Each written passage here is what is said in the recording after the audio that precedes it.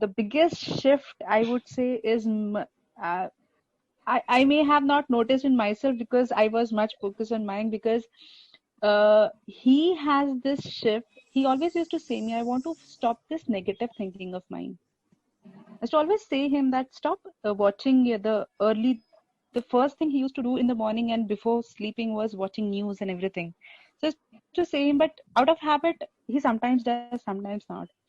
But now, since after this workshop, he says one thing to me very clearly. He says, now whenever I start thinking negative from second or third thought, my mind says, now shut up, shut up. And I start doing what I was just saying, okay, ठीक है, बाद में करूँगा, कल कर लूँगा, ठीक है. So that is the biggest shift I have seen in him.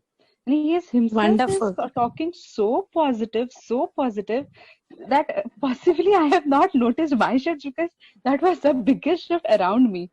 So as you said, the couples, when they do together, possibly this shift is something beyond imagination for me right now. Thank you so much. I'd like to pay gratitude to you because after the meditations that we did, I actually received more than 1 lakh rupee on Dhanteras Day from my new clients' projects payments. And I had this financial debt. So with one person, I cleared it up yesterday itself.